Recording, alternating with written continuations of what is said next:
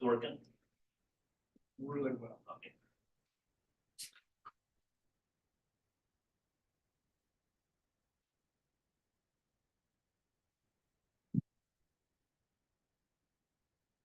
Jeremy, How you doing?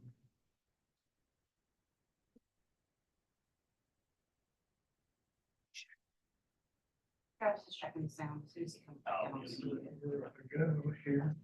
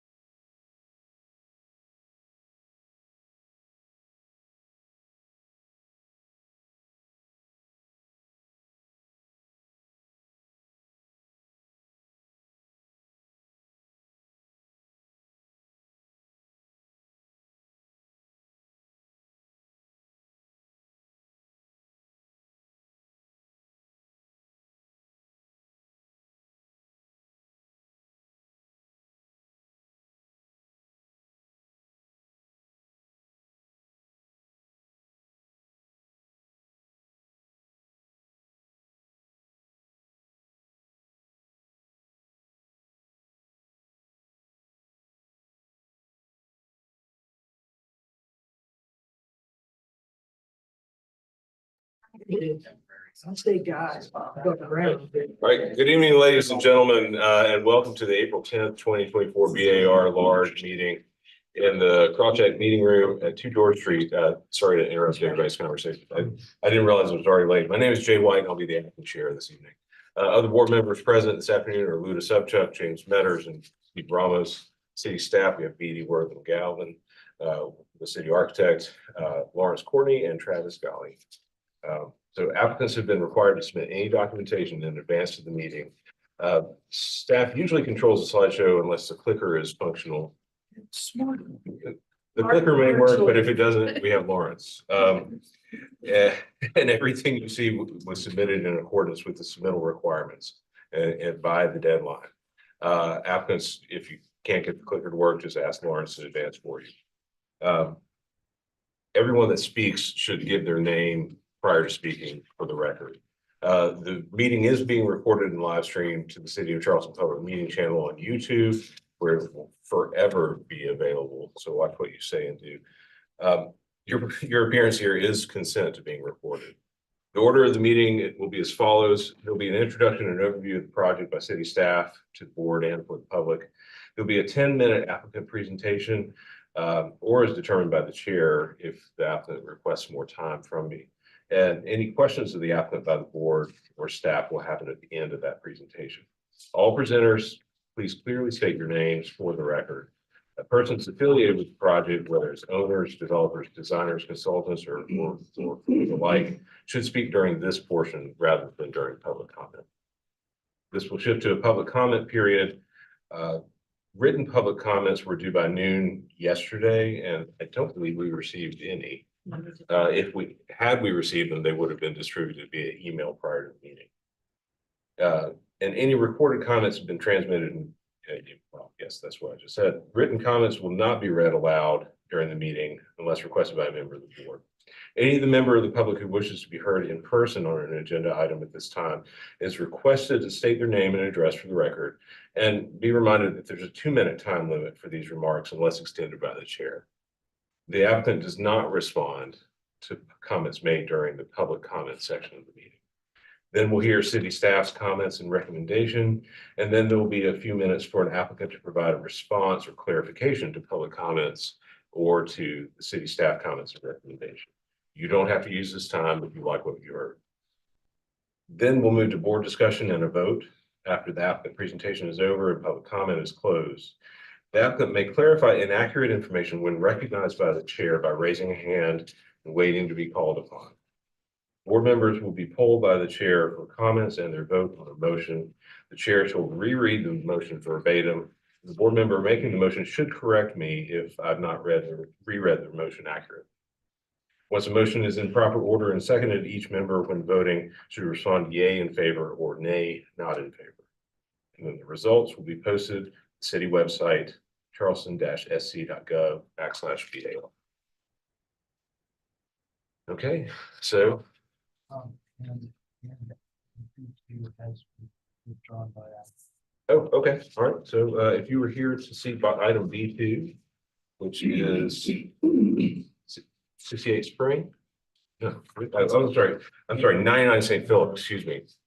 I'm behind the 8 ball here. If you're here to fuss about that one, you get the night off. Okay. So let's move into item A1, approval of the minutes from the March 27th, 2024 meeting. Motion made. Do I have a second? Seconded by Ms. Subcheck. All in favor, say aye. Aye.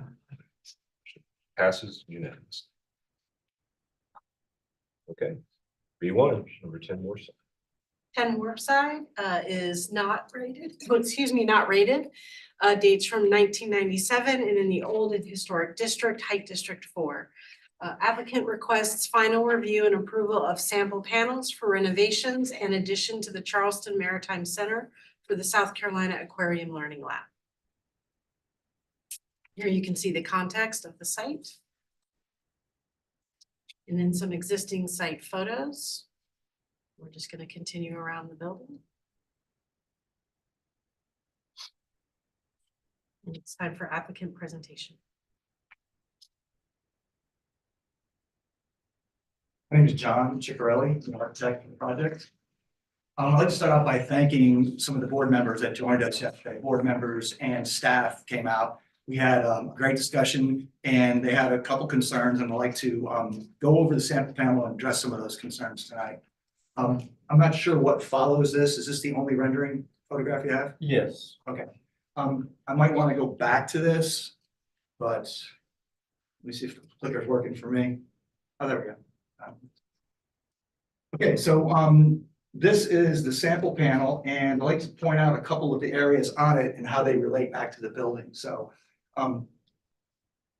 see, now your clicker's working, but mine's not. Oh. Okay, there it goes. This portion is the fin portion that I'm sure y'all are familiar with, but I'll click back to that. That would be represented by this area here. That is going to be an area where we're going to conceal an area we're calling a mud sink for children to do things down the water, come up, and an exterior space. The fins are a decorative element, plus they're concealing that space. And they also include, and it's not evident here, but the names of rivers throughout South Carolina. And then they are further grouped by color coding at the top. So that's what you're looking at there. We actually have the names of the rivers on the fin, and those that were present were able to see that. Another view of that, and you can start to see some of those names here. The portion in the back that you see is a precast panel, the addition to the building, which as you're looking at it from the water side is to the left, will be all precast concrete, and that is representative of that material. This view is of the area of the building that is existing. We're planning to go in. It's primarily a steel structure right now. We are going around the entire building with a 4'6" high cast in place concrete flood panel to create floodproofing and to minimize the number of temporary panels that have to go up on the building during an event. The thing we discussed most yesterday was this window right here. And in a minute, I'll get to that and explain to you why some of those flashing elements are on the sample panel, but will not be in the final. This is an example here of a window that will be in the precast panel. There are two locations where that will happen. One location, there's a ribbon of windows on the second floor in the precast, and then there are some punches on the parking lot side. This view also shows some of the horizontal elements that are going to align with the existing metal panels. This is a picture of the concrete and steel portion of the bench. Since this, the wood has been placed on it, but it will have epay slats for the seat and an epay rail. The idea behind this element was that we're taking some of the details from the existing building, the stairs, the handrail, and carrying them into some of the newer elements. Also, this is on the ground floor where people are going to sit, touch. So we wanted to reduce the scale in these areas, very tactile. The picture you see behind the bench, we've actually been through a process ourselves before we even came to you. And this is our third panel, cast in place concrete panel. We think we've got it right. We had one where we were just testing some mixes, design mixes, and we selected one. Then we had the one that was on the main panel, and we had some things we wanted to work out. So we did this third panel, and it's very high quality. We were even to this point experimenting with some of the tie rods, or the rods for the forms, the panel forms, and we made a selection on that, and we think we've got a good product. This was the original sample panel drawing. I think that's it. So I'd like to switch back quickly to the thing that we talked about most yesterday, and that is this window here. There were several things on, or a few things on that there was concern about, and we had the same concerns. And those things are, first of all, the color of the brake metal that was used will be changed. That was something that was installed, and it wasn't exactly the same color as the white for the panels. The panel color is a custom color. And the custom color is in the project. So the brake metal will be the same custom color as well. So we expect an exact match for that. there are two elements, and they're these end dams, this location and on the side. I actually have some printouts if the board would like to see them, and they're not new information. They're information that's already in the permit set, but for your convenience, I've reprinted them. Is that something I can hand out? That's fine. So what this is doing is, let me get them out first.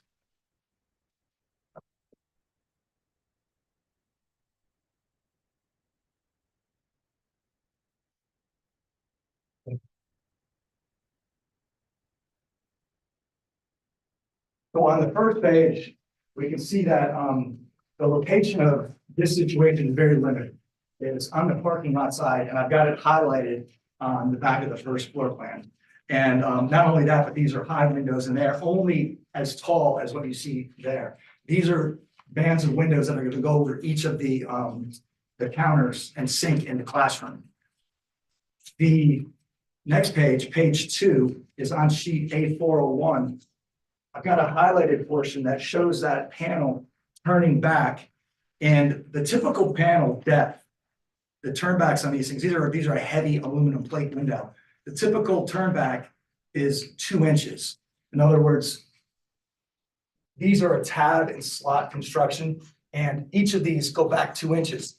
There's a difference at the window jambs. They were to turn back 3 inches. As you can see by the detail on page 2, as well as the detail on page 3, these were in the construction documents and remain the proper detail. What happened was on the shop drawings, not for the main project, but for the sample panel, they were shown as 2 inches, the same as the rest of them. They did not extend those jamb panels. So, first of all, I'd like you to know that we not only caught that, but it has already been corrected on the shop drawings. If you'd like, I additionally brought a detail from the shop drawings that would reflect that, but I did not want to include that with this because these are the things that are already in the public realm. So the blue arrow that you see, it's going to go from having this piece of brake metal here to a simple sealant joint. That's the way it's supposed to be. To address the end dams that are sticking up here, I'm sorry, here and here, those just weren't supposed to be there. And if you look at the last page, you'll see that the end dam is completely within the wall and will not be exposed at all. So that's really a non-issue. So what that leaves us with is only this manufacturer's detail here, which we agree is not to our liking either because of the color. And that will be corrected. So I think that's all I've got. I'd be happy to answer any questions that we'll have. Any questions from the board or staff? Hearing none, any public comment on this item? Okay, well, Can I add one more thing? okay, yes. I'd just like to add that the city is working very closely with the city on this project. In fact, they attend every one of our OAC meetings, and we fully intend to correct this situation. Okay. City staff comments and recommendations. The mock-up was met with mixed reactions depending on which part of the mock-up was being evaluated. Staff appreciates the additional cleaner cast-in-place mock-up portion that all metal components used are stainless steel. There was a discussion of the vertical joints or reveals here. Staff see this as a construction necessity in the formwork, and being more thin and shallow than the horizontal reveals will not be visually disruptive, but rather reinforce the repetition of the reveals in this cast-in-place base as it wraps around the building. The metal panel and window assembly for the 4 windows on the west side were cited as having multiple deficiencies, as has been addressed, which the project team admitted were not right, yet could be easily fixed with the proper materials. It was noted that to get the new materials would take a minimum of 4 to 6 weeks, disrupting project schedules. In terms of staff condition for approval, the deficient window and metal panel assembly needs to be reworked. 2, the sealant between the metal panels and precast panels needs to match the precast concrete and not be white. 3, the seat height of the bench needs to be lowered to accommodate children as well as adults. 4, finish plugging the form tie holes on the additional cast in place mock-up. Staff recommendation is for deferral for restudy, reworking of the deficient metal panel and window assembly. Thanks. Any applicant response? Well, obviously, we would want to get them out deferred, but, if we intend to either way to correct this, whether you were requiring it or not. We definitely want to see this corrected. We don't want to use the building as an experiment. So that is our intention either way. If we were to defer it, we would like to be able to go ahead and do the concrete portions, especially since there were no comments on those, the precast and the cast in place. So probably only Okay. comments. I can address that very quickly. A few weeks ago, we changed our mock-up procedures to where this is now solely about workmanship, not necessarily materials. So ordering materials, getting ready to proceed with work. I mean, it really is about workmanship. And before we begin board deliberation, I'll just note that the applicant on this application is the city of Charleston, and my firm does work with the city of Charleston, but this project is led by the South Carolina Aquarium and privately funded, as I understand. So this doesn't really broach the rules of recusal as far as that goes, but I did not actually get out to see the mock-up, so I can't comment intelligently on this, so y'all have at it. Can you clarify, condition number 4 about plugging the form tie holes? Because they're meant to be, the holes are meant to be exposed, so when you say plug them, what was that in regards to? That was Lauren's comment. Just sealing them all. They're currently on the newer mock-up panel that are just open. But aren't they intended to be open? No, the only reason for the form tie holes were to house the form ties, which are only there during the wet portion of the concrete. They keep the two forms from pushing apart as the weight of the concrete. But when the concrete forms are pulled, the holes no longer have a purpose. So there's a variety of ways that's handled. You can fill them completely, you can fill them and leave them slightly recessed to create a pattern. But that just hadn't been done yet because we were on our third panel and we were trying to get something that we felt happy with, so. So the intent is that they'll be fully filled and flush? They will not be flush, they'll be slightly recessed to enhance the pattern of the Yeah. holes. They'll look very much like the picture you saw, except they won't be see-through. Okay.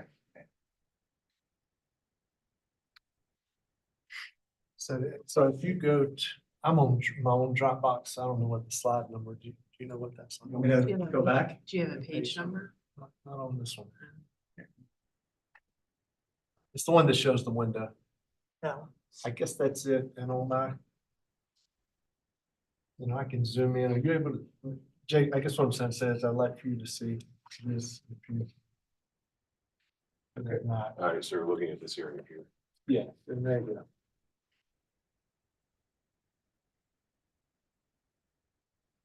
So. This is. I want to say it's really difficult, but if I'm true to the position that this board has taken on every mock-up since I've been on the board, it's not difficult. The mock-ups are intended to be representative accurately of what the finished product is going to be. And this is just not, right? If this were exactly built correctly and it was just the color of the flashing, yeah, I get that. But just the actual way that this is assembled is, as we all know, after we looked at it yesterday, and you knew it before we got there, it's just simply not created correctly. I'd like to address something that Jay was talking about. How you choose to move forward with ordering your material is up to you. That's not up to us. And our decision here today doesn't prevent you from ordering or not ordering material. I can tell you that if this flashing is corrected, that I won't have an issue with the next review if the issues that we talked about yesterday or new issues that come up as part of this correction are handled in a way that the project is presented and represented the way it was anticipated on the plans. The concrete work, the stainless steel infrastructure within the concrete we talked about yesterday all sounds really first class. That I can't imagine that you're gonna have a problem with it, but I can't support this mock-up the way it is. I mean, it's inconsistent with the process we go through, the uses of the mock-up as a representation of what's gonna be built. And we all know this is not what's gonna be built, but I can't support approving this mock-up today. Any other board comment?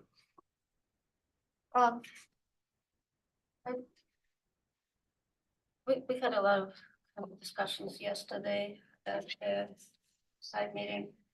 And, you know,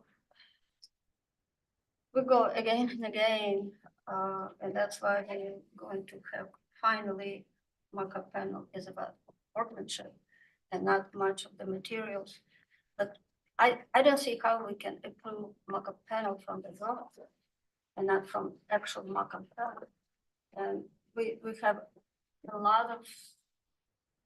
relatively a lot of questions about all this detailing, how it came up to be for us to see. We should not be there unless you satisfied totally with workmanship. And we keep hearing, oh, it will be, corrected here and will be corrected there. That's kind of, doesn't work that way for approval process and for policies. Again, this last page here, I was commenting about the flashing leaping over. And you said that it was typical manufacturing detail, but usually we are trying, regardless, I think what material we're trying to say that we don't see the lips because it's destructive. And everything else, as far as the vendors, a lot of comments here. And also, if I understand correctly, the vertical joints, which are not reveals, it'll be suggesting reveals. No, is that correct? We're talking about the precast? Yeah. I'm sorry, the cast in place. Yeah. Um, Am I reading this correctly here in the staff context and analysis? Because again, they're not clean, they will be kind of all over, and it doesn't matter that we don't see that from the distance. We will be at that wall and we will see all this imperfection. So again, I think they're much smaller reveal, and I don't know why it has to be every 3 feet. I guess it's 4 inch 3 feet, 36 inches panels, but it just needs to be cleaned up. Can I address that? In my mind. Can I address that? Let's see the rest of the board comment. Any other board comment? Sure, although I wasn't there yesterday, I did spend some time out there today. It's a really nice day to be out there, actually. So I think you all have covered the metal panel comments. Lawrence, if you could zoom out a little bit. Just one other area that I think you all address, the underside of this canopy, like on the rake detail, you can see nail holes. Nails are coming through from the roof. And then there's kind of a corrugated decking, and it just looks like it needs to be painted, or it was a painted product, but all the corners have been kind of dinged up. So I don't know if it should, after it's installed, be painted, or what is the intended finish of that ceiling? We're working on the fasteners. I don't want to see them either. Yeah. So they will either be spot welded or cut off.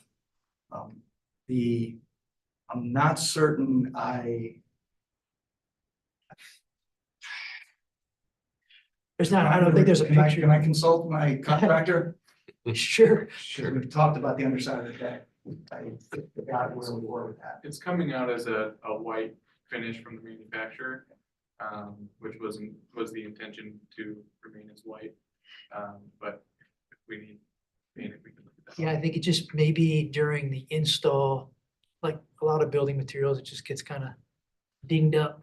So maybe the mock-up in particular was just got dinged up more than usual, but something you may consider a finished coat of paint. And we have high performance coating on site in case we have to do that.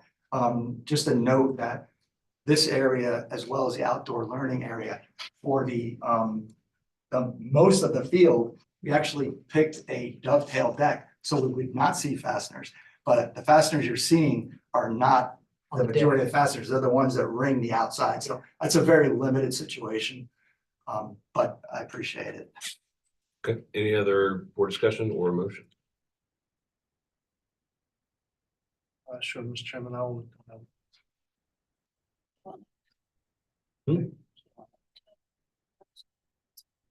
Oh, right, you were going to clarify something about the vertical. Yeah, and reveals. we did have a conversation about the cast in place, and I told you this was our third panel, and we had originally acknowledged that place where the boards come together, and that would inevitably leave a shadow or a slight line. And for the first one, we actually put another reveal there, similar to the horizontal reveals.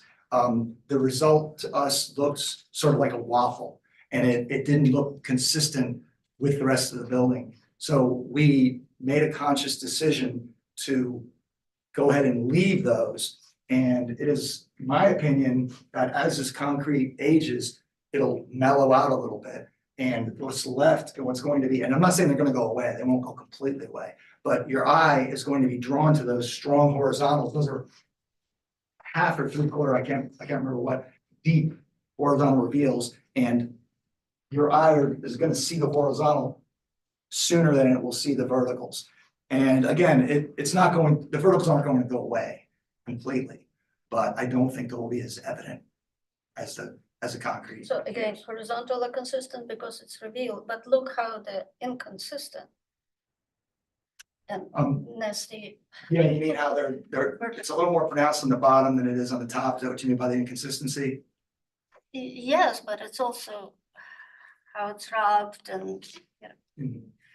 you just have to, I think my strong opinion about that, I don't think with all what you're trying to achieve, you kind of shooting yourself in the foot Mhm. with that.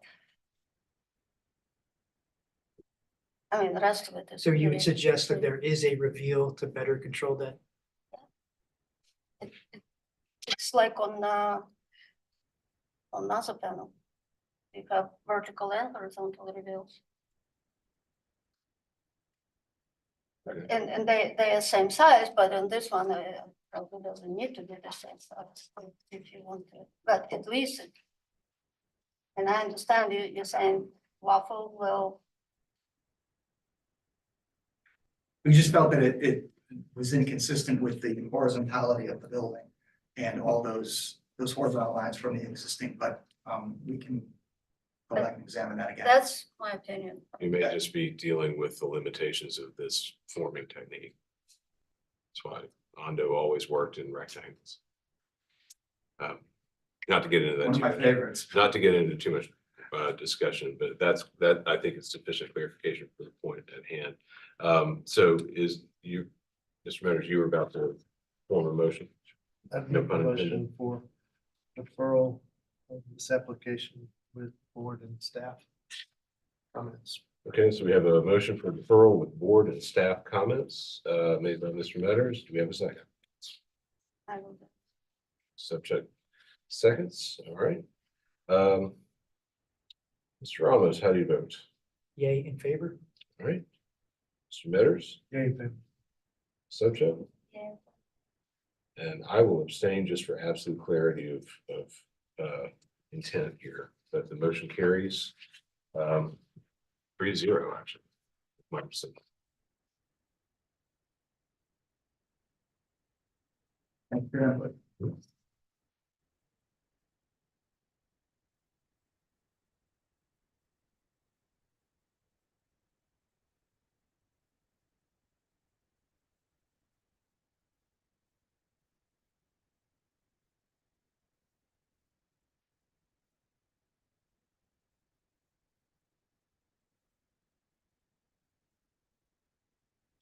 E3. Mr. Chairman, before we get started on this, I just have a, we couldn't be at the zoning meeting today to call this meeting, right? It's just the way it goes. Right. But, I sent 24 other people over there. okay. I've tried.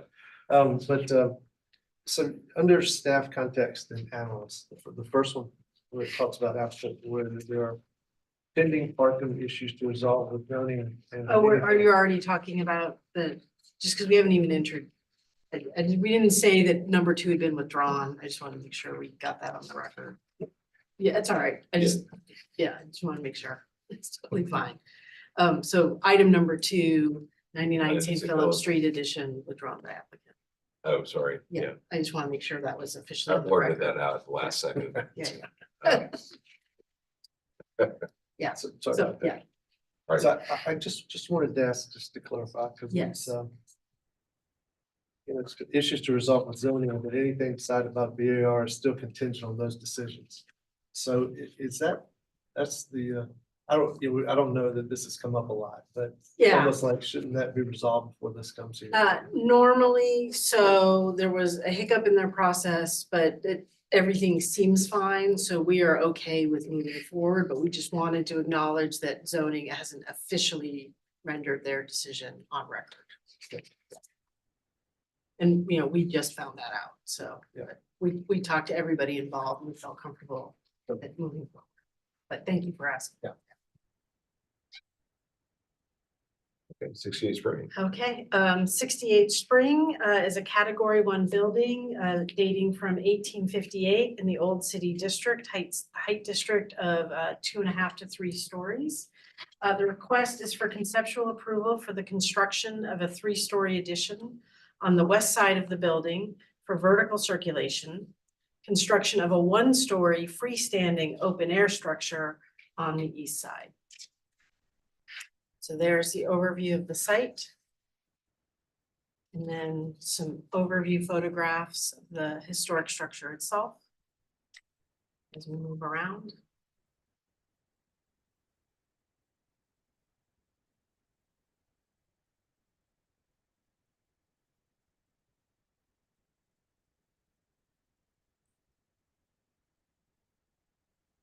And we're ready for the applicant's presentation. Great. Well, thanks, everybody. Happy to know everybody's seated here. I will not read word for word my lengthy narrative, but there's a lot to talk about. It's an amazing building. I could not be more excited to be involved with it. It feels like an office. A little bit of introduction to the project. Is that 3 paper?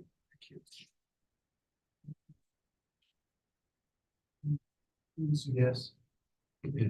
That was the abbreviated version from our historical consultant with our entity. So this building, the existing structure, is currently in process of seeking being placed on the register and is moving forward with full application to tax credit process. So the first reading, I think, for the exhibit A has gone to SHPO. We're working with a consultant out of Columbia. They've actually been on board with the project since before my firm. The overall project team is incredible. So ownership kind of speaks for itself with Bob and Vince's reputation, and Tyler's here tonight with ownership. Savannah Puckett from my team's the project manager is here as well. Our structural engineer is Craig Bennett, longtime BAR member. Forsberg Engineering, we're not going to find anybody better for downtown. And that legacy, Linen Construction, who has sterling reputation. So it's a great team. The tax credit process, like I said, is influencing a lot of decision-making, but fully aligned with what the mandates and mission of the are as well. Existing or historic photos, these were 1977, 79 survey that was done. We have a lot of great interior photos, not many exterior photos, but very much looks similar today, albeit not as well maintained. The building is in very good shape. We had the opportunity to do an early review with Ken Granata and Rick Flugie to review our plans so that there's no surprises from a building code perspective. We've had the opportunity to meet with city staff virtually to discuss the project. Preservation Society and Historic Charleston Foundation were both gracious enough to visit the site with us. And then we have also met with the Neighborhood Association chair and then returned to meet with the board. So we've had a lot of meetings with a lot of great input.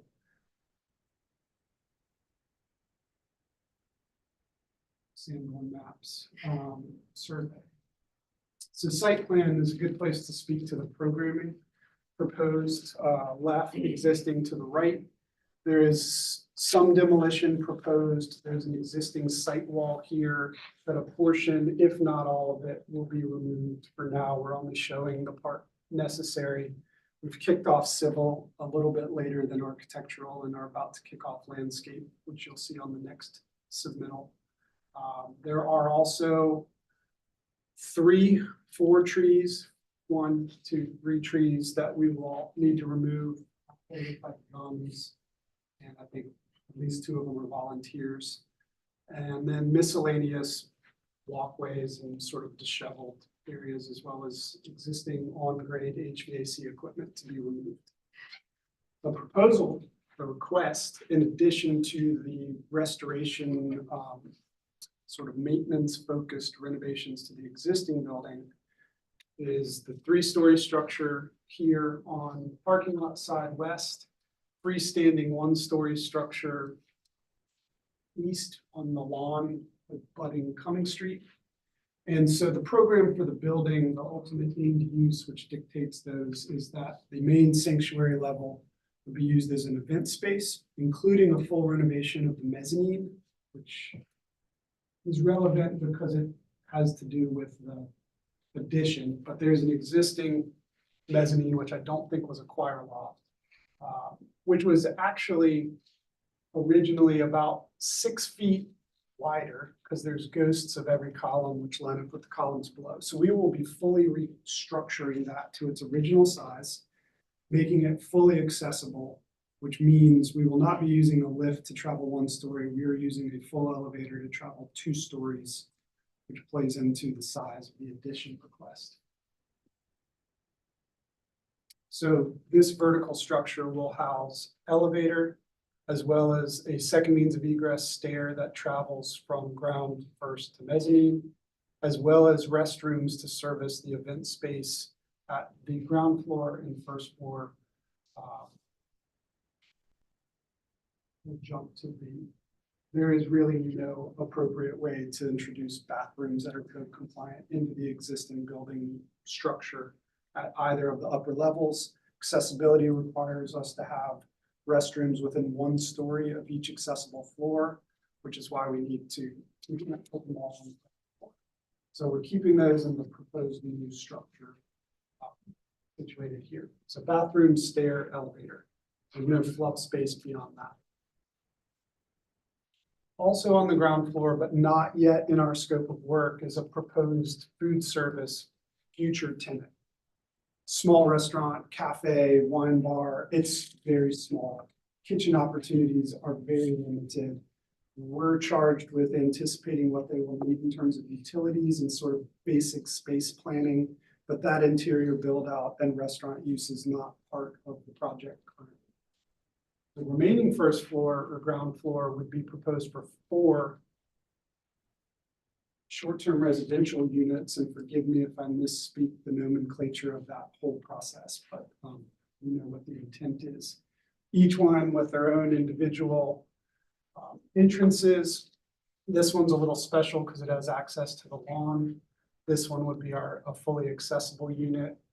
Some of the ground floor function is associated with the banquet space up above. More than likely, warming kitchen, which has no cooking, it would be heat lamps, ice maker, et cetera, as well as office space and green room. So you can see the basic site situation. There's also an existing easement shared with the residential, what's known as the Abbey behind, as well as an access easement that occurs over here. We've worked really hard to make this addition as tight as it can be while remaining code compliant and not completely without the light inside, but it's program driven and tight. Its placement was studied. We felt it best to situate it as far off of the front corner as possible, but not all the way to the back to crowd the back corner. When we look at the 3D, I felt that it was really important that this historic structures corner remain fully exposed, which is why it sits in this bay and not that bay. We've also developed these little reveal details here, which will hopefully offer some more deference to the existing architecture, but by necessity also works around some of the detailing in the building around the existing windows and doors. There are in the existing condition, on the Cumming Street side, there are 3 sets of windows, 2 sets of French doors.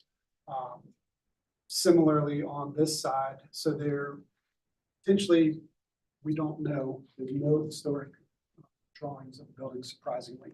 You will see that we are proposing to convert all of those sets of windows to be doors in kind with the proportions and how they're divided with a fixed mall in the middle. Main floor sanctuary level, so you can see the adjustment in the mezzanine, which I know is not part of your scope, but interesting nonetheless. Floor plate essentially repeats. Sorry, I glazed over when I mentioned the restaurant. The restaurant's the driver of this proposed freestanding structure. So big goal is to animate Cumming Street, bring some life to that garden and green space that's really, since my first apartment in Charleston in 1997 was 1 block away. It's never felt like a place I even noticed as a green space. And then mezzanine plan, no more restrooms, but the stair and the elevator continue up. Currently labeled as storage, very well may be utilities once we get into that. And then roof plan. So this piece is conceived as a parapet with a low slope roof, and all of the HVAC equipment will be housed on that roof, nothing on the historic structure. The height of the structure is very much driven by being able to conceal the HVAC. We will continue to study it as we get refined equipment selections, but we started MEP in schematic design instead of DD, so we have actual equipment cuts that this is based on. This is sized per each of the levels. We'll continue to refine it. If I can lower it a little bit, I'm going to lower it, but I don't want the scarlet letter of seeing an HVAC on top of that. Existing roof, the goal is to repair. We had a drone up there. I was on vacation last week. I honestly don't know the results, and until we scaffold it, we may very well find out areas of replacement are required, but for now the goal is to repair. Large plans just for more level of detail and general scale. Elevations, I'll just stick to the highlights. And actually, I might rather go 3D and come backwards. That's okay. So the big challenge of the project is might as well be where we start, which is that we've got an incredible building that we really by necessity need to provide a rather large addition to make it compliant and accessible. We felt that what's appropriate and what would be deemed appropriate by BAR as well as the tax credit process, our historic archives, is that it needs to be deferential to the historic building. It needs to be distinct in its architectural character and materials without being combative or in conflict with what was there. So there was actually a previous version of this where it was a much more even austere kind of perfect geometric, not a cube, but a volume of white plaster with the fenestration. Some of the feedback we got was all trending towards, we kind of want to see more. And I think that that's something we'll continue to study, is that how much articulation and detail we want to pursue. And I'm very interested to see what the board's thoughts out on that. There's a somewhat easier view. We provided both because this shows the relationship of the windows better, which I think is, you can see where the geometry and the proportions are coming from in terms of the fenestration proposal. Again, we want to recognize, we want to build from what's historic without fully mimicking it. And we will continue to study marking details and whether or not it is or isn't a single plane, but for now, this is what we think feels right.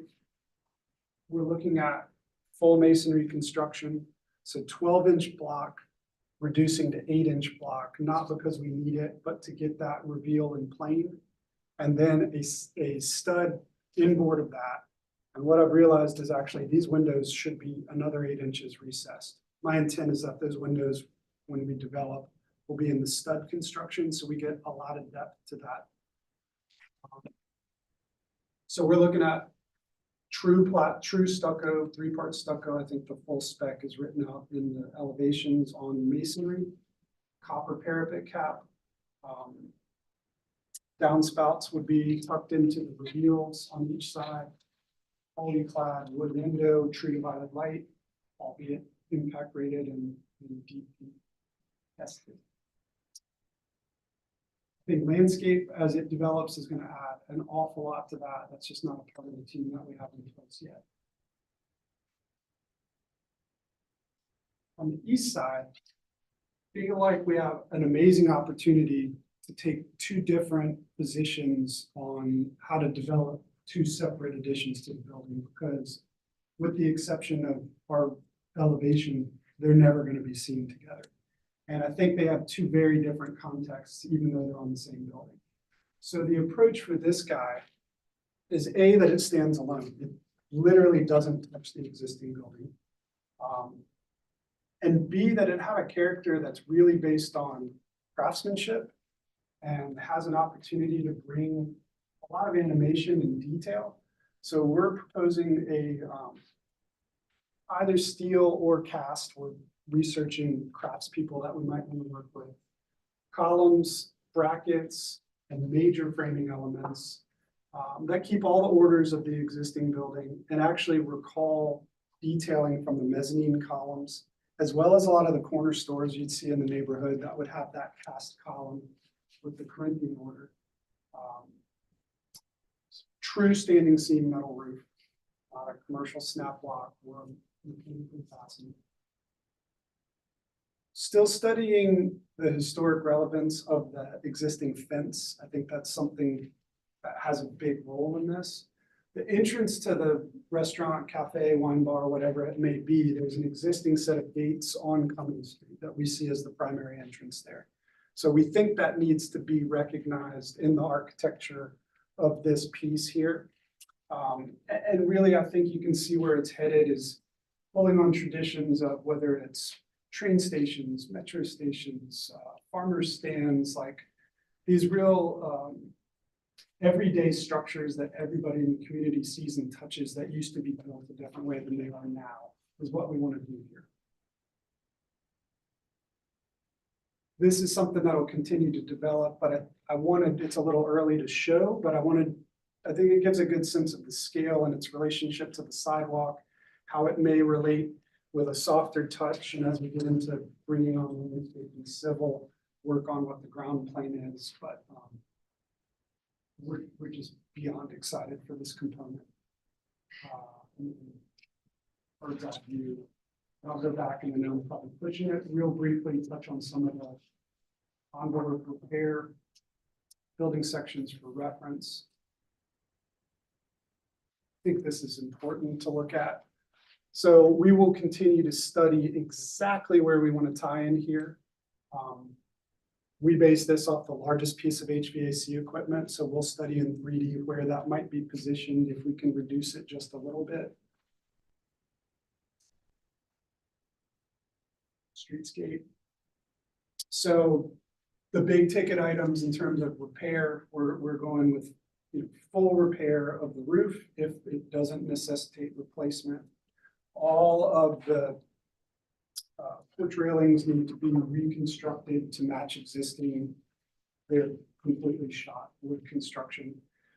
Brownstone repair is included for all of the columns and entablatures. All of the metal, the hoods over the door, the cornices, the capitals will need to be fully replaced. They're absolutely shot.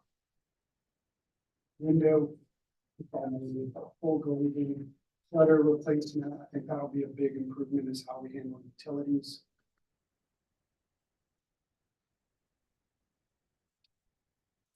I think that's. Okay, great. Any questions to the applicant, board or staff? Hearing none, any member of the public wishes to speak on this? I actually had a couple questions. Okay. A little slow on the draw. Sorry. Is there a property line that the new addition is like right up against? Like, is there wiggle room for There's how wide it zero- gets or? It's 0 lot line. We could go tighter. This is the property line here. Okay. There is an easement. Let's see if it's on the survey. So this is rotated, but you can see there's an easement here, which I go to. It's essentially the tracery, that in between spot is an access easement with the alley, which would also be another issue with pushing it all the way back. Got it. And although it's not in our purview, like, are you confident that you have enough bathrooms for all the assembly space? We are. We've done full occupancy loading. I've done enough restaurants that we pushed down and we're there. Okay. The restaurant component has its own bathrooms as well. Got it. So it's not part of those 4 are just for the banquet space. And my last question is kind of looking into the future. Do you anticipate that the pavilion will be winterized with nice clear do. plastic? You do. I do. Okay. Yeah, and I think that it's something that every bit of that, from lights, fans, heaters, any sort of weatherized will be part of this design. It can't be an afterthought because everybody's seen what that looks like. Yeah. I don't want. Great. But I wouldn't tell you that it's not considered because it absolutely is part of the charge. I have a big question about pavilion as well, watershed into the existing building from the. You would definitely gutter and tell that, yep. And we're looking at tying that underground so that we're not discharging there. So that was early on the list for Forsberg Engineering to start. We're waiting on their utility survey also to see what all we're crossing over. So it will work with nice detailing of your steel or iron or whatever columns. I'm not yet convinced that we need to gutter all 4 sides of that hip roof. I think for sure we want to deal with that space between the 2 buildings. Right. But I'm not, with what we've done here for the entrance, I don't know necessarily that I'm going to come back and propose guttering on those 3 sides. Maybe determine. Just a clarification. This is a category 1 building. Yes. Short clip. Sorry for moving so quickly. Any other comment or questions? If none, public comment.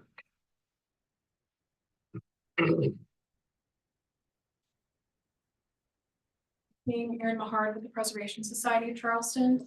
We would like to thank the applicant for meeting with us on site and walking us through the proposal. This is a landmark building in Canterbury, Elliotboro, which is accordingly rated as a Category 1 building for its historic and architectural significance. We are highly supportive of efforts to address deferred maintenance and rehabilitate the building to ensure that it is preserved for generations to come. In particular, it's unique to see care taken to restore an historic interior.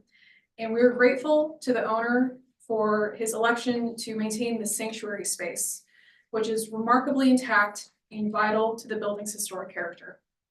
Therefore, we understand the approach of incorporating an addition to host modern amenities and take pressure off potential interior alterations. However, we struggle with how the proposed addition engages with the historic building. Currently, the addition feels very heavy and imposing on the historic building, and it's not ideal for 2 full bays of the west elevation to be obscured at this highly visible location. First, we would ask for efforts to reduce the height in massing to the greatest extent possible. Also, we recommend restudying the architecture with a lighter treatment and reduction of the amount of blank wall space.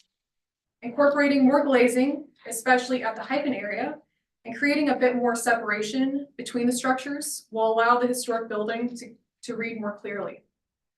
Our last comment pertains to the new pavilion structure on the east side of the building. Generally, we think the design is well conceived and it is appropriate as a reversible measure. But we would suggest that its footprint be reduced or pushed back to at least the front pilaster on the body of the building to not interfere with the full view of the portico. Therefore, due to the degree of restudy needed on the addition, we feel the project should be deferred at this time. But look forward to working with the applicant on design enhancements to keep the project progressing. Thank you. Any other public comment?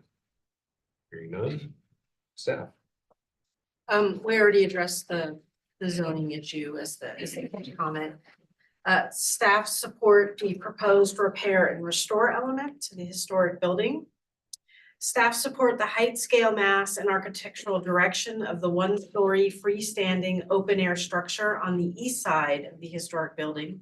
There's a clear separation between the structure and the historic building, and it appears to be easily removable and therefore reversible as a design element.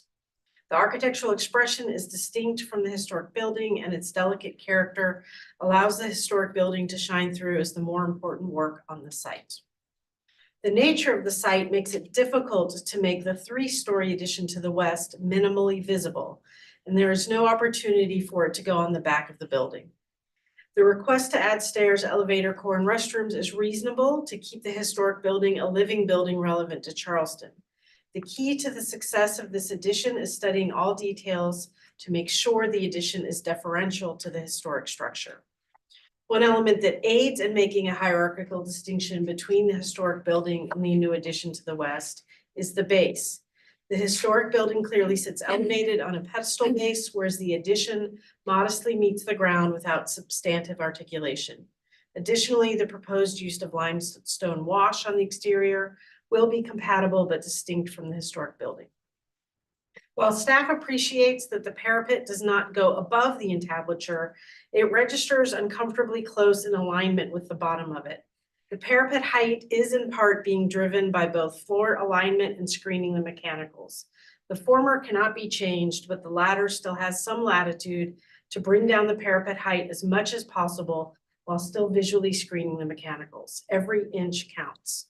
A restudy of mechanical placement may allow the parapet to even drop below the tops of units a few inches and still visually screen them from public right-of-way and aid in reducing the perceived height, scale, and mass. The same minimal but potentially impactful reduction can apply to the footprint as well, still allowing for the necessary program elements, but shrinking even by inches or a foot in all directions will help bring down the perceived height, scale, and mass. Staff appreciates having a reveal that provides a separation from the historic building and the west addition. However, it is too nominal to establish the necessary visual break between the historic building and the mass of the addition. Recognizing that an adequate accessible pathway is necessary on the inside to the stair and elevator, restudy how to accommodate a more meaningful perception of the separation between the existing and new massing. Staff supports the fenestration proportions and patterns on the south facade of the addition as it fused to those on the historic building. Staff would like to see both bays of the west facade to have the same fenestration pattern instead of a partial blank wall, which adds to the perception of the massing as potentially too heavy. Restudy of the restroom planning may aid in this effort. Staff would also like to see the same fenestration pattern repeated on the top floor of the north facade of the addition as well. Currently, the two windows on the north and west facades in the storage room do promote, should say do not promote, sorry, that was an editorial error, do not promote architectural cohesion in terms of their proportion and placement relative to the composed south facade. Additional fenestration will help to dematerialize the perception of the mass. So conditions for approval from staff would be to bring down the parapet as much as possible while still screening the mechanical units on the west addition. Provide more visual separation between the mass of the west addition and the historic building. 3, articulate the blank portion of the west facade of the western addition with fenestration. And 4, match the top floor fenestration of the north facade with the same fenestration pattern as the south facade. Staff recommendation has 3 parts. 1, conceptual approval of all exterior restoration and repair efforts with board conditions. 2, conceptual approval of the open air structure to the east with board conditions.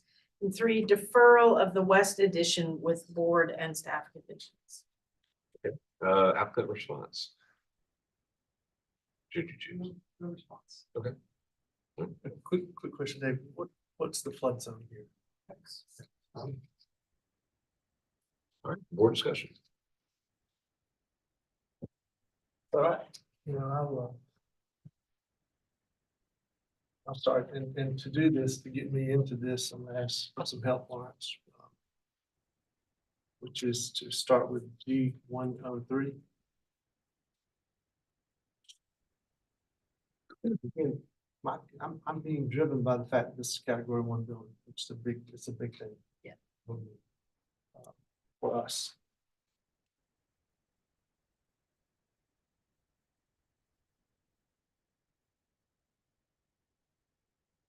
G1.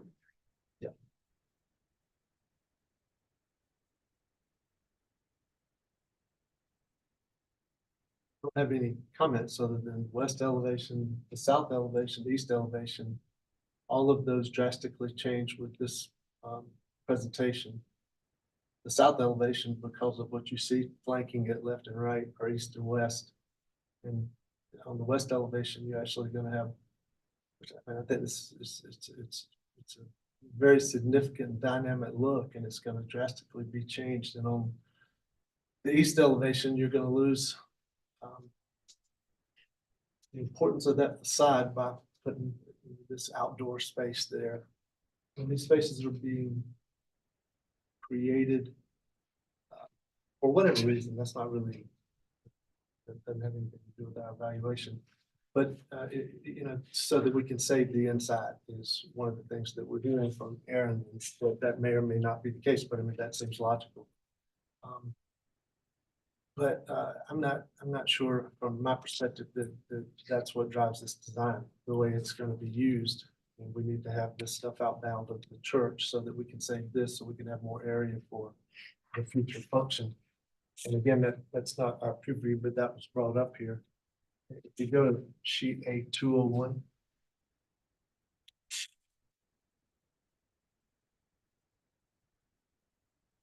So I mean, that's what we see right now in the lower photo, and in the upper photo, that's what we're going to see, and this is a category 1 building. That makes sense. This is not a judgment on what David has drawn. This is just the fact that we're installing it adjacent to a category 1 building. I think it's our responsibility to protect those category 1 buildings. If we go to A203. This is not something that you aren't able to see. It's something that you absolutely can see. If you go to A204.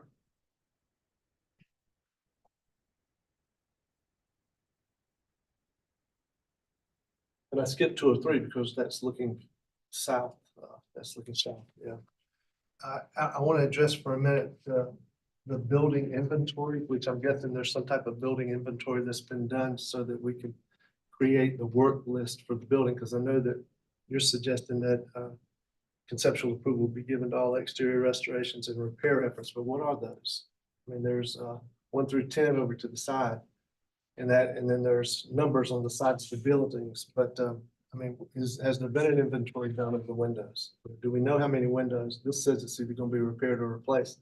Well, that means they could all be repaired or they could all be replaced, but has that work been done yet? Because I think it's very important for a category 1 building that you inventory the building, you figure out what your real scope of work is. And then you say, this is what we're doing, because otherwise we're not part of that process, and I think we're supposed to be part of that process. How's the paint being removed? And that's borderline for us. I mean, in some cases, like county courthouse right now, we're heavily involved in the abrasive nature of that exterior stucco being removed or how it's being done. Some of that may apply here.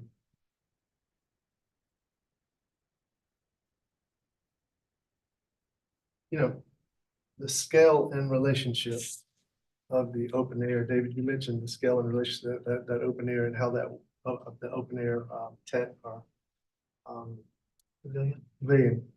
Thank you. The open air pavilion and how that you know scale and relationship work well with that facade. And I don't see that. I mean, I just don't see it. And I think primarily it's because I so much appreciate what I see with nothing in front of it. Do I think that there are ways that you could create structures on the outside of this, out in that parking lot that are attached by a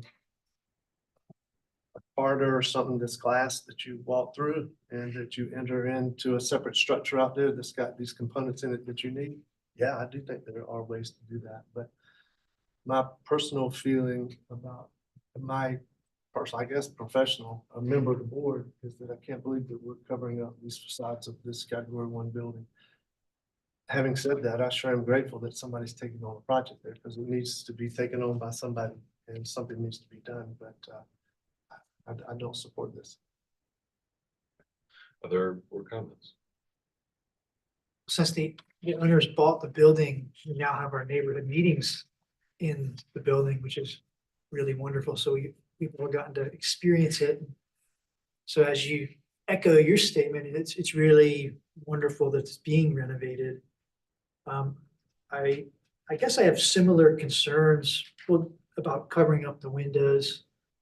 And if you go to their sheet A2, it's probably, I think the rendering that shows that most, I think there is a way for it's at the rendering west perspective view 2 on sheet A2. I think there in the back. is a way that this addition could be accomplished. I think that the scale of it is challenging, but there could be a way that the building could be skinned or the hyphen could be increased where something of this scale could work. But right now, proportionally, just seems a little beefy. So not just height and width, but the pilasters are pretty heavy compared to the width of the elements on the actual building. But I think it can be accomplished.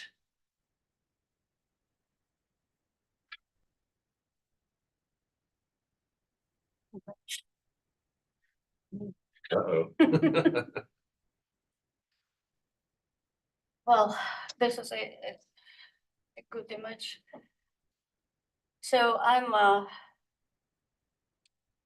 there was a said that these additions try not to be combative, but complementing, and I feel quite opposite. I feel it's really combative, both of them. The proportions and this east and west elevations are so wonderful. Great proportions, verticality, everything pronounced well. Horizontal bands, windows, proportions, surrounding, and we're enclosing 1/3 of it, pretty much, and with the mess.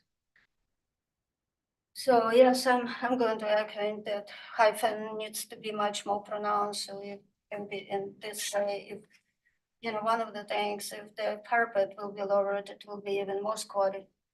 So we need verticality, so, you know, hyphen needs to be much more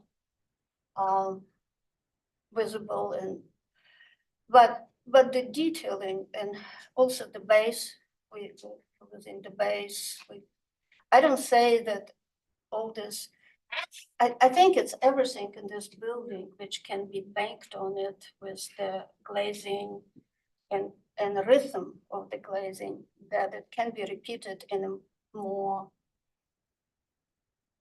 contemporary way. All that said, I'm going back now to pavilion. First of all, hip roof is, to me, is no there. It's just, it blocks most of the top of the base. I think the length, it could be okay if the rhythm of the columns, you know, that will be repeated from the rhythm of this arch window opening, so you can see through and you're not interrupted by. And when you lower the roof and you don't see that, then that pavilion will be read much more open and lacy. I think that's what you're trying to achieve with the material and detailing of the columns and brackets and things like that. So, and I'm going to echo what James said. Yes, you don't want to maybe disturb interior, but this is different, very different function will be for this building than church, so why not? In the end, why not to bring, I understand maybe the vertical circulation, you may want to be outside, but the bathrooms and all that probably can be interior. That's my percent. Well, I'll add to that and saying that I agree with everything y'all are saying. And, you know, this is one of the last great unrestored facades in the city. And well, aside from Minute Rice movement. But it deserves attention, but not at the expense of its architecture.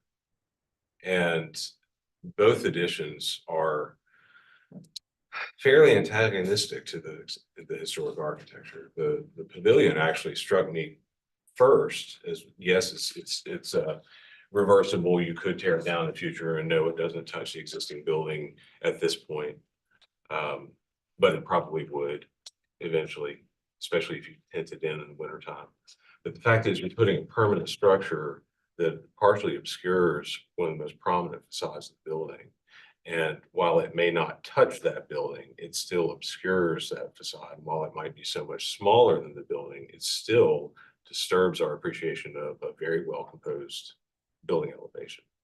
The addition, I totally understand wanting to put vertical circulation outboard of a historic structure. There's nothing worse than reaming a hole through a historic building that was never intended for such. And I understand trying to fit the modern guts of a building outside so that you don't have to shoehorn them in there like HVAC and restrooms.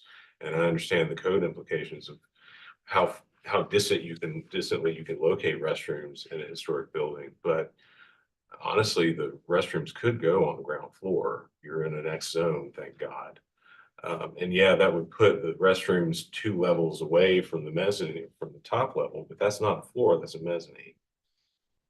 And so you could greatly minimize the scale and footprint of that addition to where it's just nothing more than it needs to be. And then, you know, and then possibly push it back a bay. And then minimize it. I mean, at this point, I think this proposal is completely contrary to the nature and purpose of our preservation ordinance. Full stop. The other thing I'll mention is that the ground floor openings being converted from a mixture of doors and windows to being all doors, that might be totally fine, but we have no information to go on as to the age or provenance of the windows you'd be tearing out. And that can be determined from physical evidence. You don't have to have the original drawings. Okay, David, you want to chime in? Just wanted to clarify the mezzanine, that in practice, it's a mezzanine, but by code, it's not. So we attempted to run that trap, but based on square footage relative to open area lots, Grinnell is considering this. Okay, That drove a lot about bathroom, elevator, stair size. It had a pretty big domino to the overall scale of the addition. and you are enlarging that little balcony. Yeah, I always respect the amount of time and effort the staff puts into their analysis and recommendation, but unfortunately, in this case, couldn't disagree more. We'll have the motion, Mr. Chairman, to deny this application.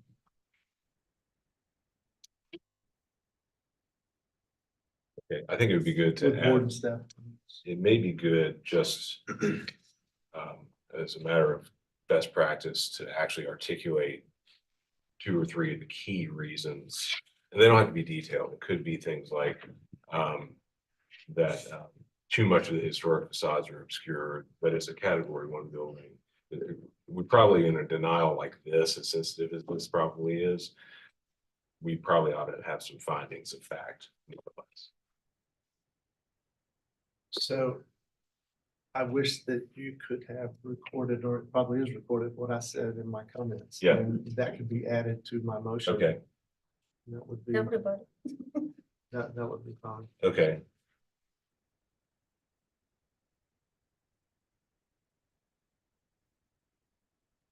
Glass box. Okay, so maybe then what you're getting at is the denial based on board comments. Board and board comments, Correct. correct? Yeah, yeah, Detailed. yeah. Unfortunately, we can't adopt. But it included such as just looking at the exterior facades of the category 1 structure and look at But the exterior. height, mass, and scale are not met in Yeah. Well, architectural let's direction. finish not out, met. let's finish out where you were going, because I Yeah, I'm I'm scribbling sorry, as I'm quickly sorry, as I I'm could. So what I had is denial based on board comments such as exterior facades, category 1 structure Being substantially being, covered by a west side addition and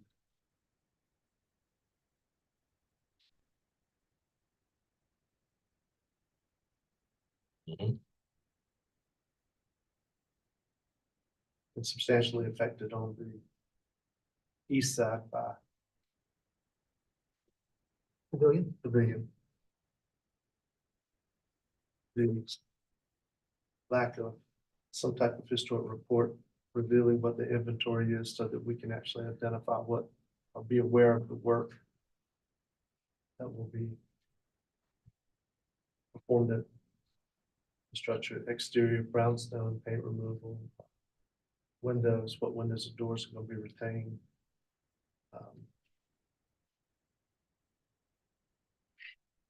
Scale and relationship of the additions to the building itself.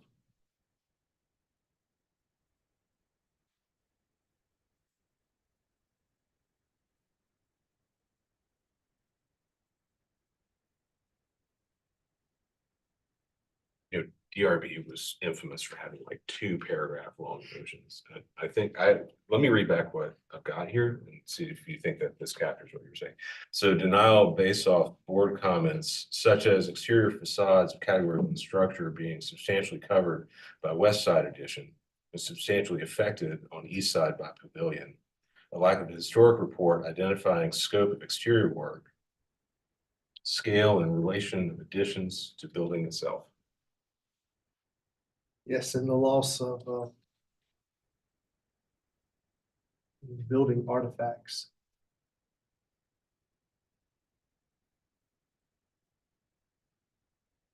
As windows and doors become openings.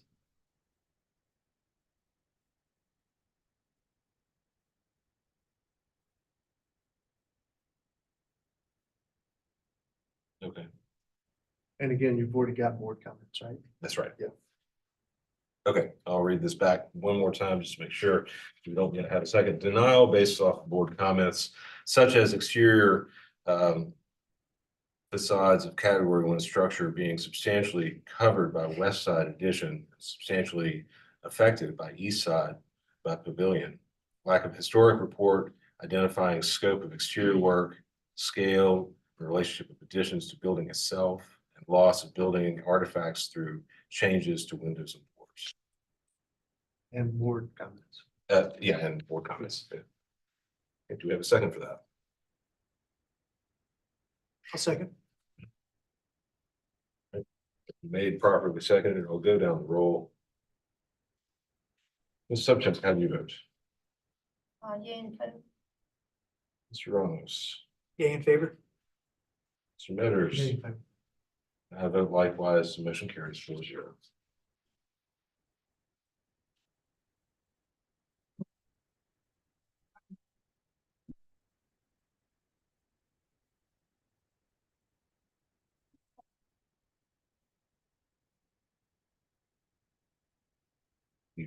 If you squeeze chapter 12, you can see article, pretty much anything you want.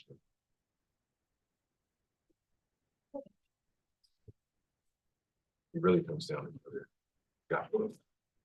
Yeah. Fixture count. Yeah, but it's also if there are different ones, yeah.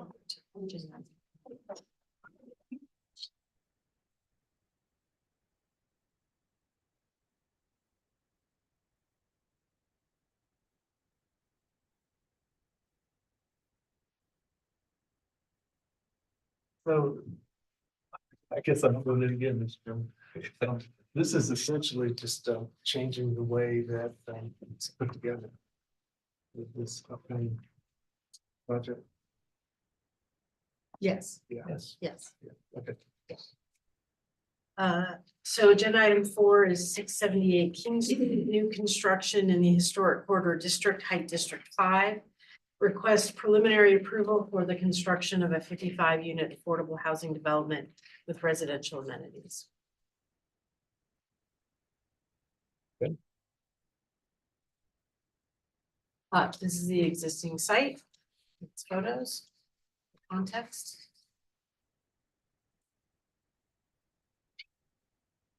And the applicant's presentation may start.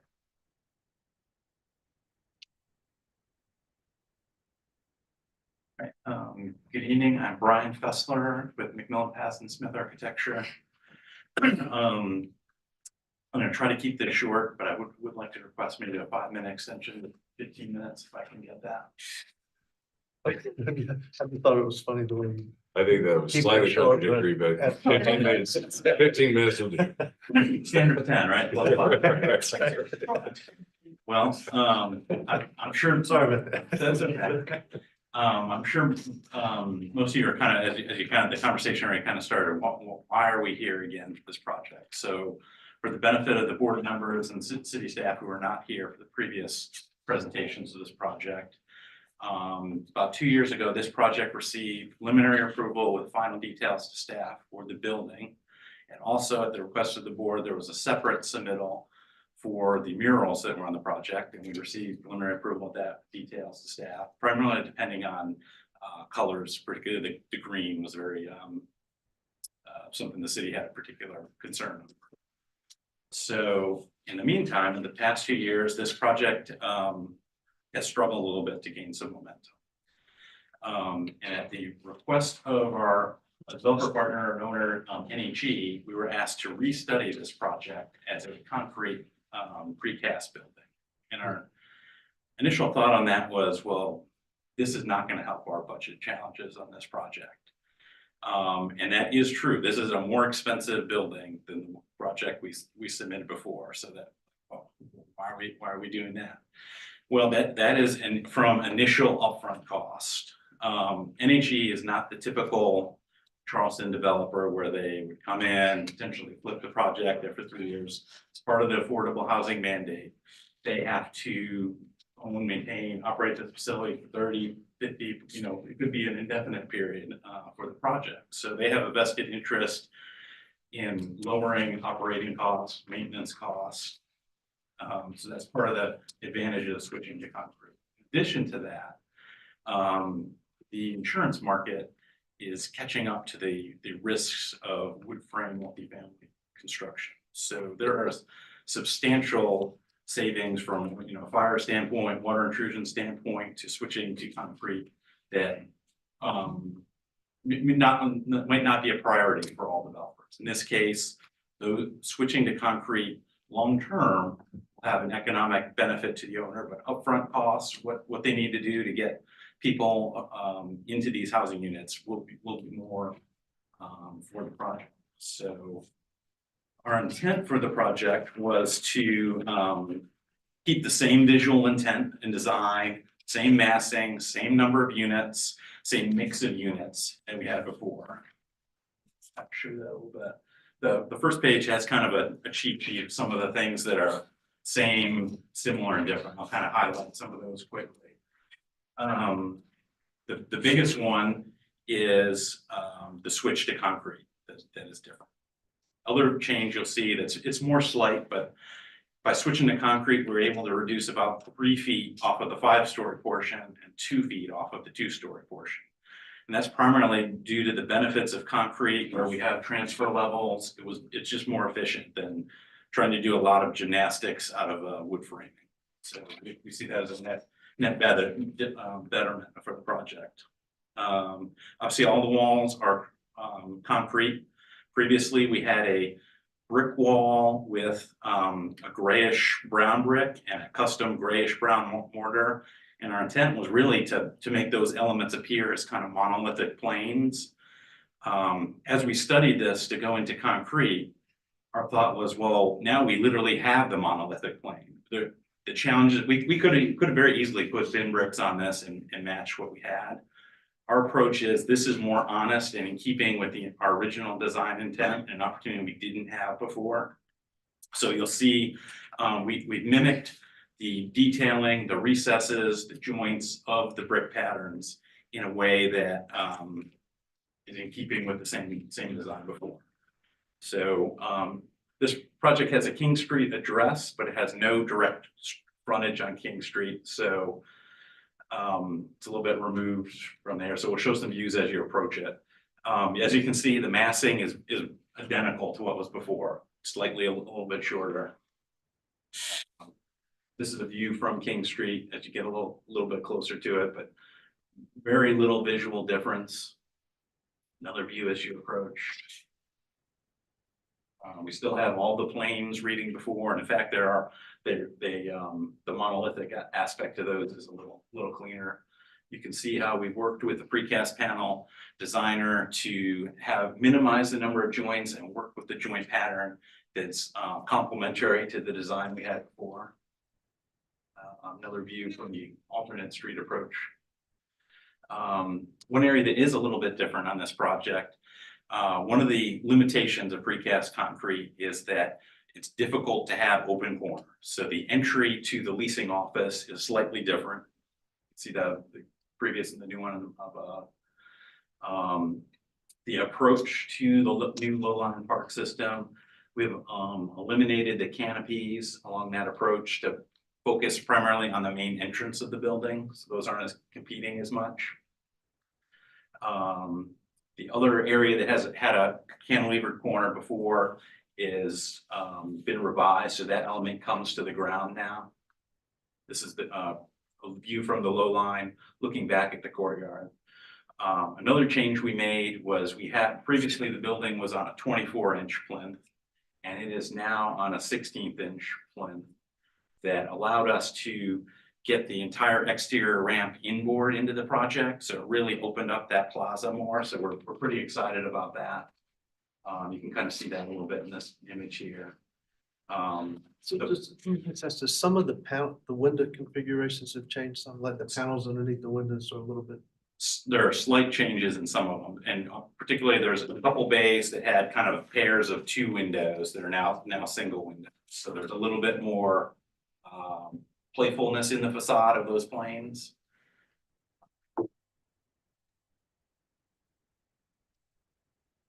You can see here the previous siding that was not brick was a floral polyash product that had a nickel reveal to it. That's at the bottom. The revised version out of precast concrete, we can't get that same nickel reveal. We actually have a deeper B groove reveal, and we have some samples of those down below. The proposed colors and the texture of the concrete as well.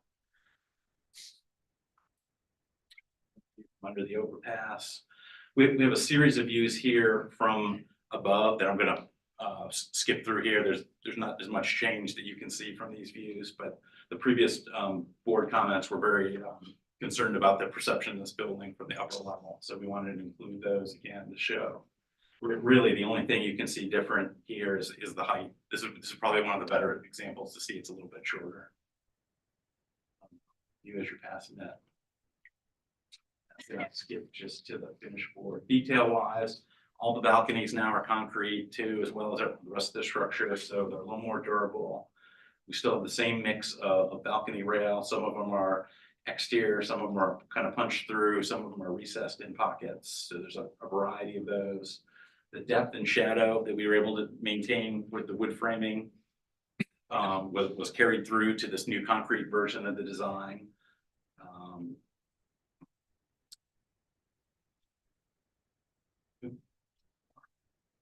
This image here kind of shows the new material palette that you can see below.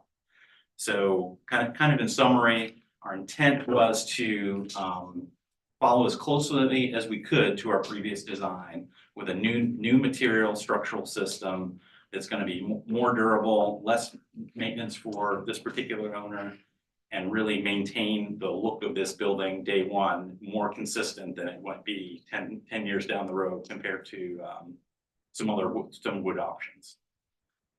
That's all I have.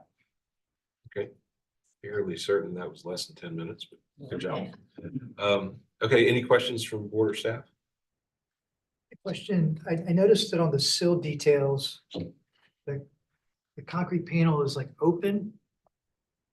It's like a 2-layered panel, is that right? With like insulation in between? So Or is there 2 separate panels? There is one panel.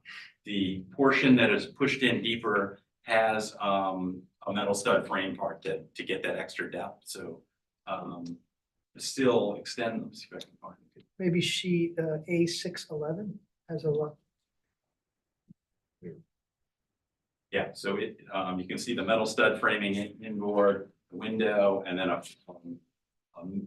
sheet metal sill, where previously it was a roll-off sill. So it has the depth that we had previously, but it is all metal components. I guess I'm just concerned, I'm curious. This is all one sandwich panel, Correct. and why isn't there concrete there? I'm just curious. Just seems like a place for water to get out.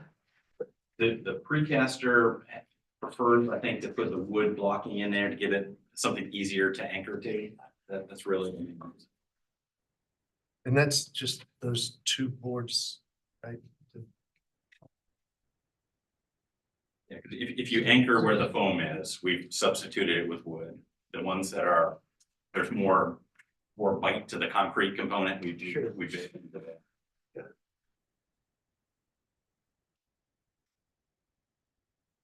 That is an interesting detail because, you're doing all of this to reduce potential maintenance long-term. And that still gives you that area of exposure. I mean, it is what it is. There is some, but let's say worst scenario, it got through there, Yeah. it's not gonna get into the wall cavity. Sure. So, Mr. Chairman, just staying on it, like on page B024. And this is just a question, not an issue for me. I was just wondering, it's like it looks like there are significant difference in sizes of the panels, like could be 5 or 6 inches below the windows. That may or may not be the case, but, or may be the case just as you've taken down that whole building height by 2 feet or whatever it is. So I don't know that it looks, I think it looks fine, BO 25. You can see how there's in the top photo on that middle section, that precast panels kind of continues on over. And in the bottom, it doesn't, and that's just, again, the way it's, has to be assembled. Help me understand, you're talking about the balcony hanging over? Here versus, I believe it's a very similar detail, maybe a optical illusion there. The gap is the same in plan. no, I'm talking about the way it extends. It's the Wall extends the over. apparent width is this panel versus this panel. Oh, that is change, yes, Yeah. that is change. We did some interior revisions to that unit up there, that is a one-off unit in that kind of knuckle condition. We thought that read better, but maybe we. No, I kind of think it does too. I was just wondering this. you know, It just- wasn't a result of the concrete system, it Yeah. was more of a conscious choice. VO 28. When you lose the this, it looks like anyway, Those were eliminated. eliminated.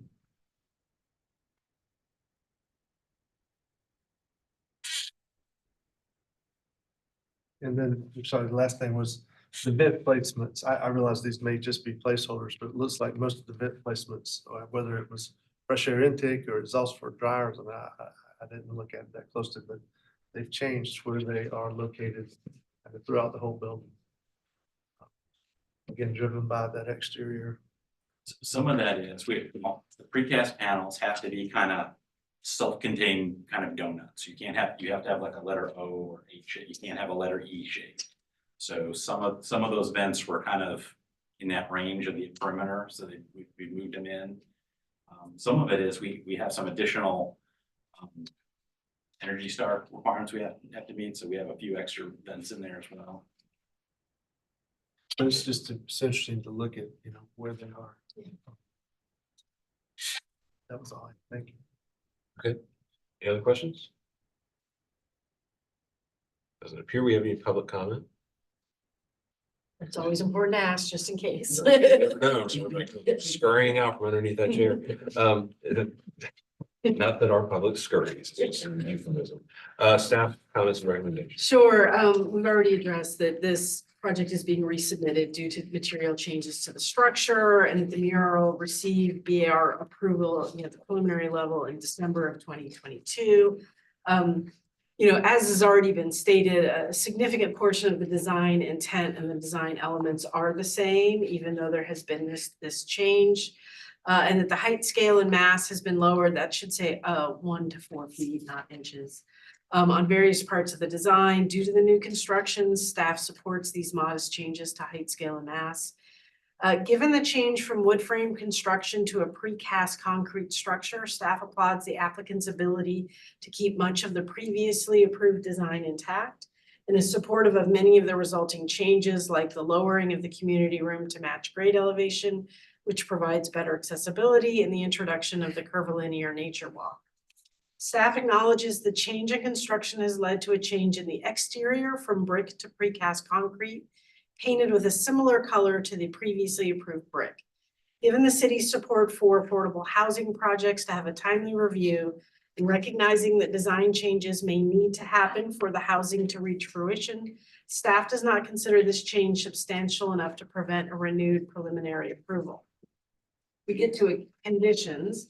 1, color, tone, and exterior finish to be reviewed as part of mock-up panel, with particular attention to the green, as the renders don't show a substantial difference. And I know you responded to like previous board and staff comments focused on that color. It's hard in the renders for me to see any difference. So to me, that becomes a really important moment at the mock-up to understand that, as well as the painted finish on the precast concrete to really understand how that is gonna look as well. And two, the previously approved main entrance and lobby, which is what I was calling it, but it's the leasing center, was gracious, open, and transparent. The current proposal has a darker and less welcoming character. Staff requires restudy of that entrance to become more similar in character to the previous proposal. Not identical, but open it up a little bit more. Staff recommendation is preliminary approval with board and staff comments and final review by staff for comments. Applicant response? Uh, Okay. All right, That's the green, right? This green here on the concrete most closely represents the current mural green. So it's a little like that. That one's maybe it's a little more brighter. This is a little more earthy, I would say. That's our current proposal. right, board comments. I think the precast was a good switch, and the building is approved. I don't have any issues with any design changes. Mr. Chairman, I'd make a motion for preliminary approval of board and staff comments and final review by staff for permit drawings.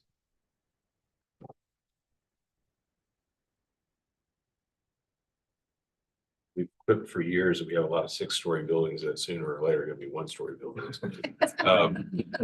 So the motion is preliminary approval with board and staff comments and final review by staff of 4 permit drawings made by Mr. Metters. Do we have a second? Second. All right, put down the roll. Subject, how do you vote? And Right? Mr. Metters? Mr. Ramos? Yeah, in favor? I vote likewise, the motion carries 4-0. Thank you.